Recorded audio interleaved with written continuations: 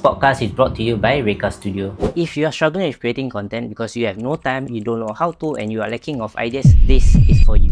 For just $1, here's how Reka Studio can create 8 reels for you for 1 whole month. And the best part is, it'll only take 3 hours of your time. First, the Reka team researches your industry and creates a custom content guide, including everything from the best SEO keywords, top videos in your niche, and the best topics for you to speak on to connect with your audience. Secondly, we have a recording process that allows us to record high quality videos that looks professional and it'll only take minutes to set up. Thirdly, our team handles all the editing, so each video holds your audience attention while still being authentic. Fourth, our team will schedule the post to your selected platforms on autopilot. And the best part is, all this for just $1 to get you started.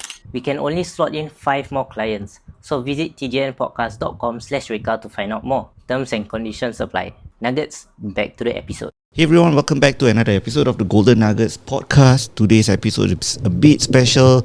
Just to do a bit of an introduction, my name is Hanafi. Beside me, as usual, I have Ame.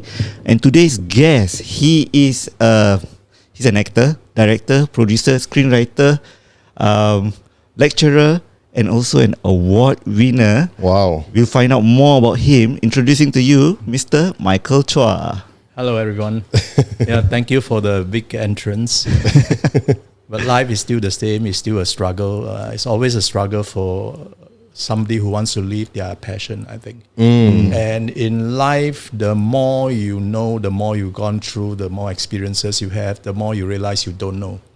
So it's always a perpetual quest to seek and learn and make mistakes and then start all over again, basically. Yeah.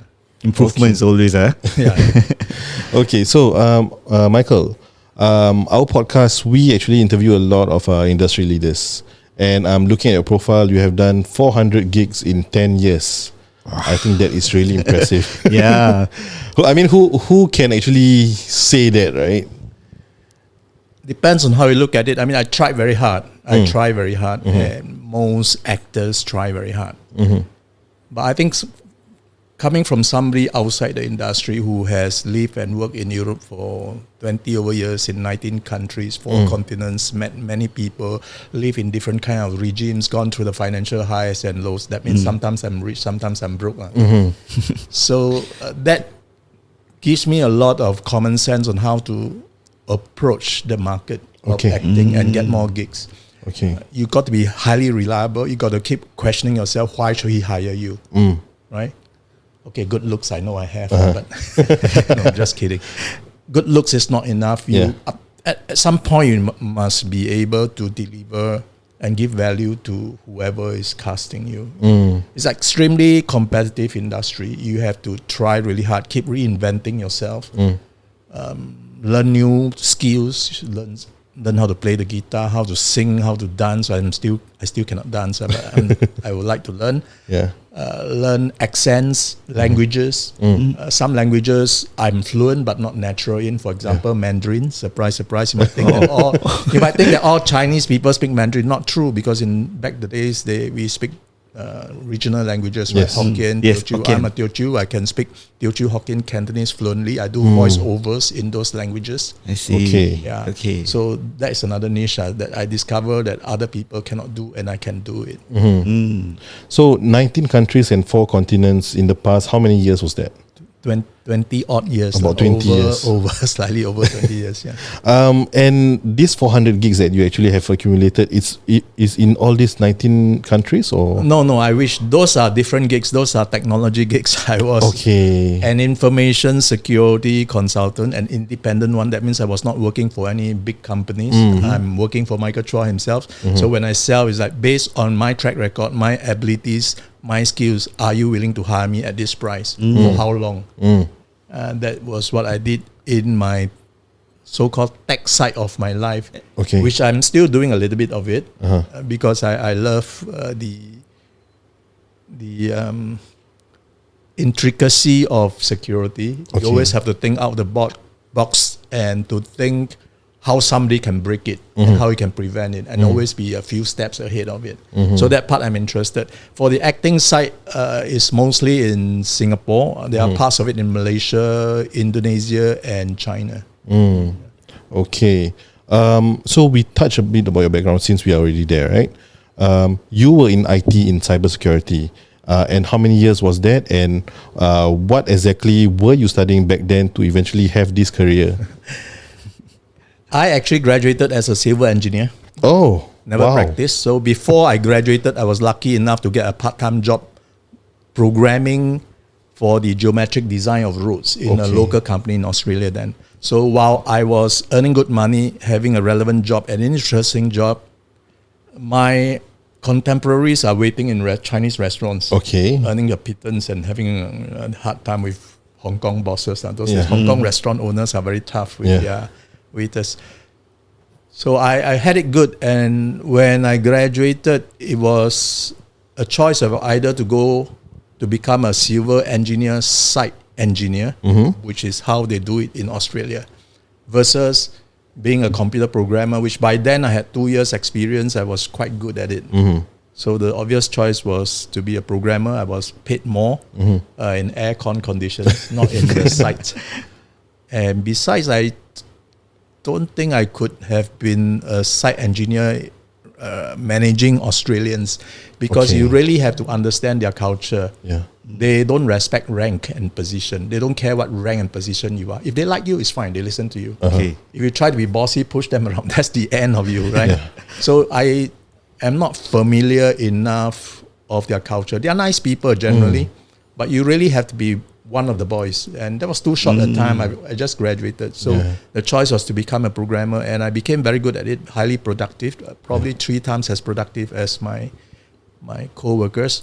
And when I saw the opportunity to become a freelance independent in Europe, Britain at that time, I just took the chance and went for it. And became quite successful, surprisingly. In the beginning, of course, it's difficult. You go there and everything is new. The pound was, I think, $4 to the pound. Yeah. It was extremely hard.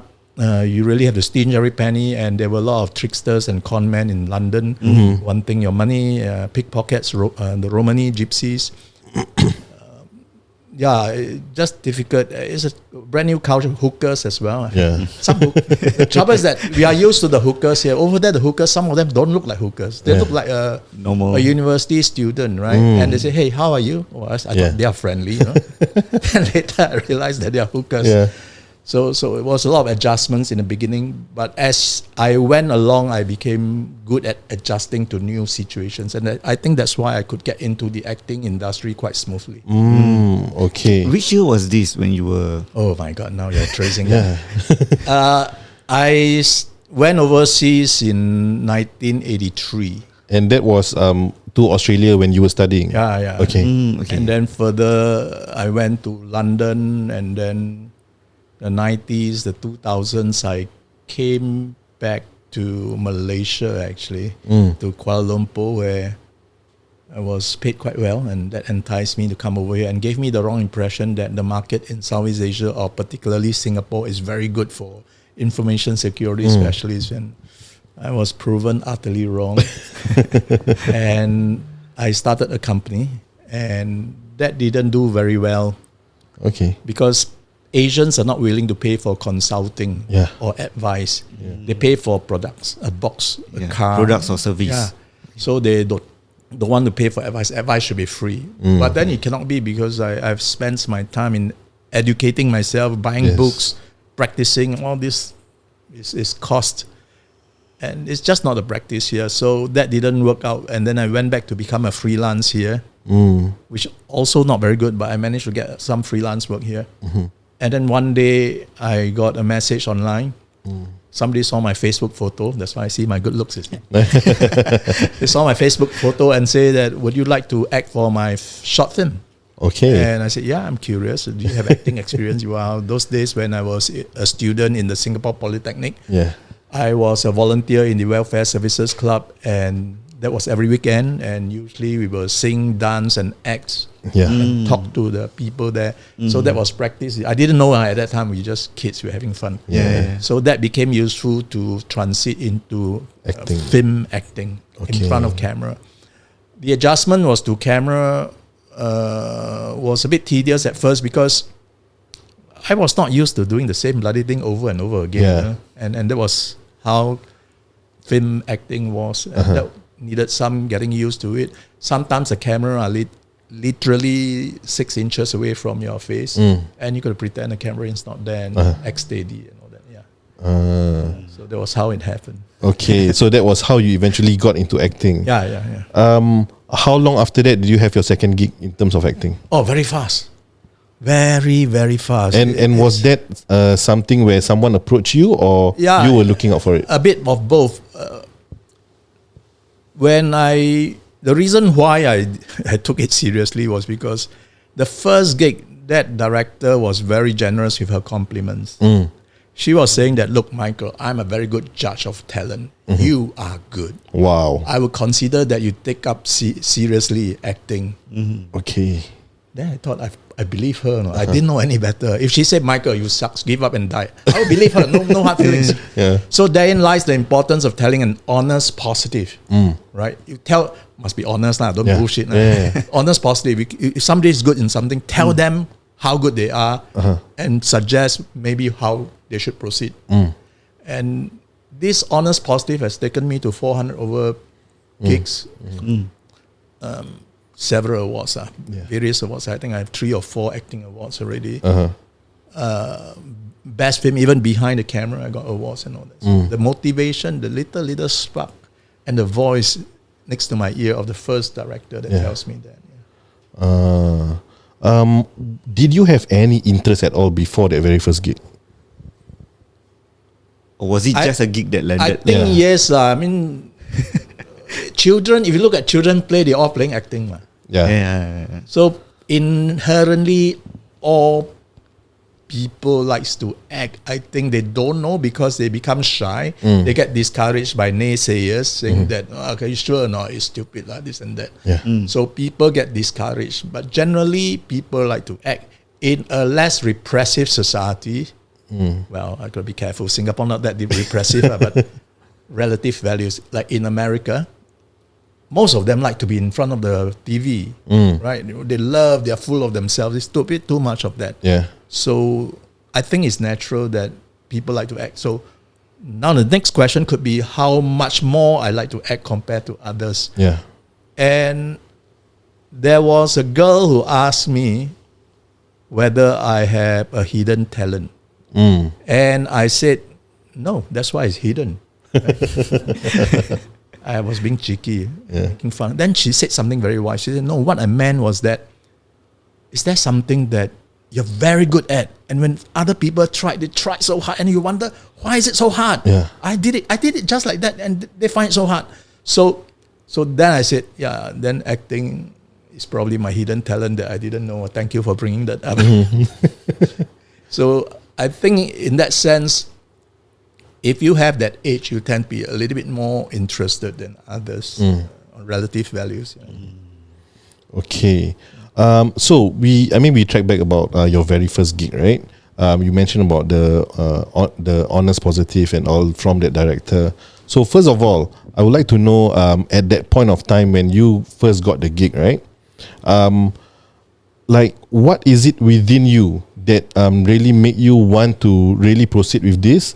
Is it because like you had perhaps you were jaded with your previous career and then you decided like, okay, I should try something new, or this is just something like okay, since a friend of mine wants to do this short film and he needs an actor, I don't mind just helping it out?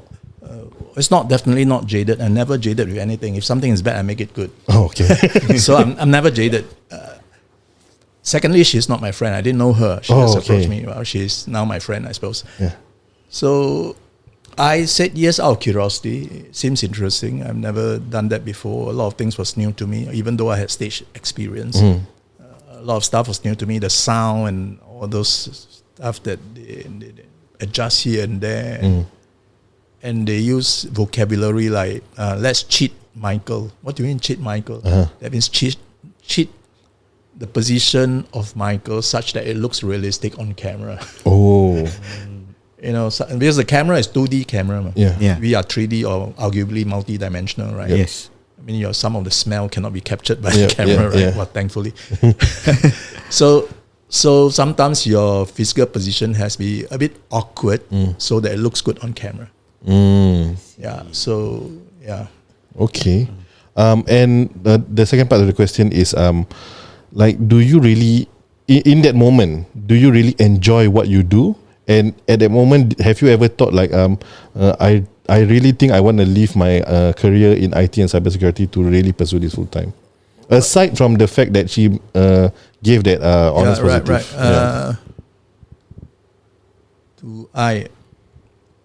It was rather tedious. As I said, a lot of things were new, and I was getting tired doing the same thing over and over again. In stage, you do from A to Z and you finish. Okay. Right? Okay, a lot of rehearsals, I know, but you do from A to Z and you finish, and that there's a certain satisfaction of accomplishment. But on film, you keep doing over and over again, and sometimes they've cut off of you holding a cup. And I was thinking, why you want me to hold a cup? Yeah. Right, but it's necessary. But at that time, I don't know. So there was too much to process in your brain. So I would say that I was really exhausted. Actually, Okay. exhausted acting first time, and it was a lead in a short film as well. So Oh, it was a lead. it was a lead, not a calafare. No. Oh, really? So Do your you very remember- first. Do you remember the title of the short film? Is it something that we can find online? Yeah. You can find only the trailer. Trailer. But them don't look. Them bad. I'm not going to tell you. Them bad. Them bad. Yeah. What? That was shot on film though, not on digital. On see. Film, yeah, was not so good because I needed time to get used to it, and stage requires very big expression. Right? Yeah. Yes. Extreme. If you look in the camera and you express it, it's very ugly. Yeah. And there were several retakes because I've been asked to Mellow down. mellow down a lot. Yeah. So I wouldn't say I enjoyed. I didn't hate it. It was something new, Yeah. but it was just too tiring. Yeah. And I mean, we didn't know that you were lead in your very It was first a gig. lead. Yeah. Yeah. So how long does it take for the entire production? How long were you involved? 5 days, 5 days. 5 days straight. almost. And this is in Singapore. Yeah, in Singapore. Okay. So my question is because usually the first part of the podcast we usually talk a bit about the background, right? So my question would be, you were in overseas. Perhaps I think last you mentioned was you were in KL. Yeah. You had a job there and you were also freelancing there. How do you eventually get back to Singapore to be doing this? As I said, KL gave me the wrong impression that the market for information security consulting services is very good, which is not the case at all. So I came here back to Singapore to start a company. I started a company. I started recruiting a small team and doing business development and all that. We were still profitable, but it was too tough compared to what I could have done in Europe or even what I could have done just as a freelance. So yeah, so that brought me back here. Okay, so starting a company, that was what brought you back here. Yeah. Okay. This was on which year, roughly? 2002. 2002. So this is just after the Asia financial crisis, and then things are about to pick up. After SARS. After SARS. Okay. Okay. So at that point of time, because we are relatively younger, Oh, thank you so much. yeah, we are relatively younger. We want to understand a bit about the landscape at that point of time. Why do you choose to start a business just after SARS when economy was actually very bad, and eventually, like when you got the gig to be doing acting, right? Was this just an additional form of income that you want to bring in, or anything like that? Okay, there is no good or bad time, but to me, that's a good time because when the economy is bad, that's a good time to build. You can get good people for Cheap. affordable price. No, say cheap, affordable prices. And when you're starting something from scratch, you ain't gonna get a lot of gigs anyway, right? So you're gonna build up slowly. So it's okay. You won't feel the pinch compared to somebody who has been around for 10 years that used to get a lot of gigs and now there's a dip. Yeah. Yeah. Then they have infrastructure and overheads and stuff to feed, right? Yeah. Whereas when you started, then you don't have such burden yet. So I think it was a good time for me. What's your next part of the question? The next part is since the economy was not very good, was this acting thing just an additional cash flow for you? Wow. It's just purely when you get out of started, you don't get curiosity, paid a lot in the first place, and it was a surprise. So it wasn't like something I planned. Oh, this is additional income stream and all that. And when you get started, you don't get a lot of money when you just started. I'm curious, how much was not a lot of money? At that point of time, for that 5 days. No, better don't say those kind of things. Don't talk money here. Talk passion. Fashion, okay. Okay. So, how long did you actually, or perhaps how many gigs did you do to eventually for you to decide like I want to pursue this full time and I do not want to focus much on the IT company that you actually started? Well, from the first gig, but I still continue to focus on the company that I started. The reason why I stopped the company eventually was because there ain't this kind of demand in Singapore. Okay. Not because of acting and so on. Okay. So you strike out the company, decide to close down. I kept the company for a long time, but it was dormant. And there were situations when I have overseas clients that they will feel more comfortable with a company than I have a company. For the case of the Middle East, they don't care. They don't care, and Singapore doesn't care as well because overseas incomes are not taxed. Yep. So nobody care, and I don't want the paperwork of having companies. And Okay. And then now we go back to your acting career, right? So from the first gig, you decide like, okay, I really want to pursue this full time. It's also because of the director that you have, the positive, honest compliments that she actually gave you. From that point to the point where you first got your awards, how many gigs did you do, and what was the film that actually helped you or led you to get your very first award? That was, you see, some might say God sent. If you are a believer, some say God sent. Because after the first gig, I continuously get gigs. And by my fifth film was Hentak Kaki already. Oh. That was your fifth film? Yeah, that was my fifth film. And wow. That won me Best Actor. The film won the Best Film in the Singapore International Film Festival. The MC was saying that the director was lucky to cast a veteran.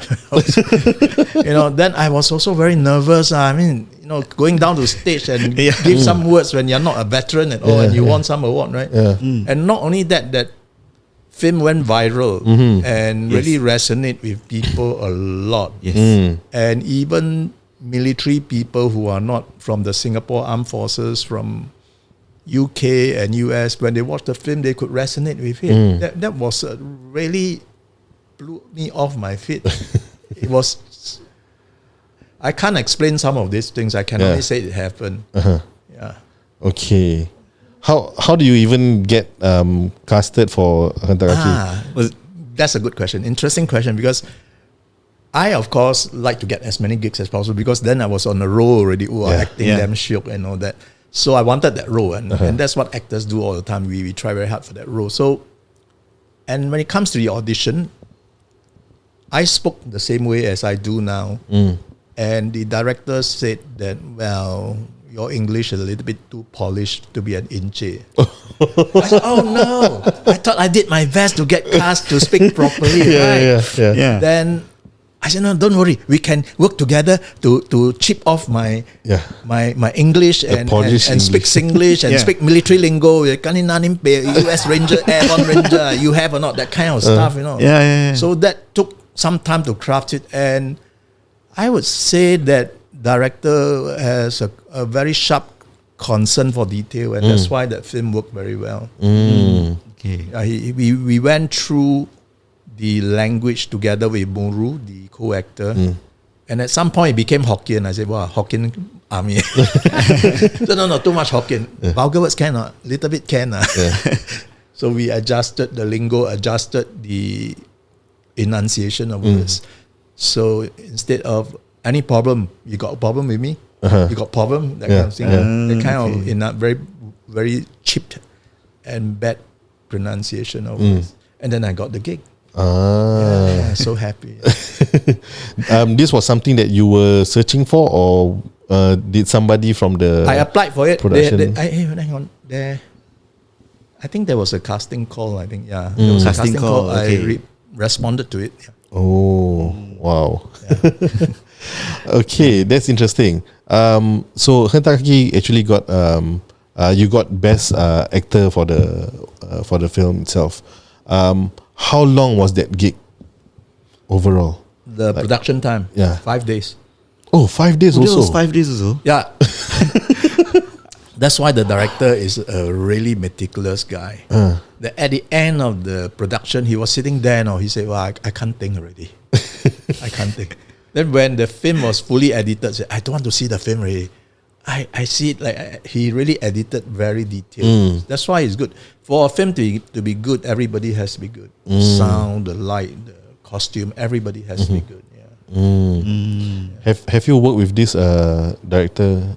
He's the director and also the producer for this. No, producer is somebody else. I haven't worked with him before. Oh, but after that, do you continue? After that, I want to work with him. I said, let's do some more film. Make Hentak Kaki the movie, you know. Yeah. He said, no lah, Hentak Kaki. Now I'm happy. So he's not ambitious at all now, which is a disappointment. I wanted to do like Hentak Kaki the movie, the series, right? Movie 1, movie 2, movie 3. No, nothing happened.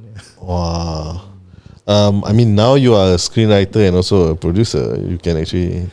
Yeah, I mean, I have a lot of ideas. I managed to produce several shots. One of my first shot is the next plot is about a grieving old man struggling against religious stigma to be buried next to his late wife because the wife That's interesting. changed to another religion. okay, that's great. Can we take a pause while we end this part 1 and then we'll use that as a segue for part 2. Okay, sure. And I think for the audience, thank you guys for tuning in.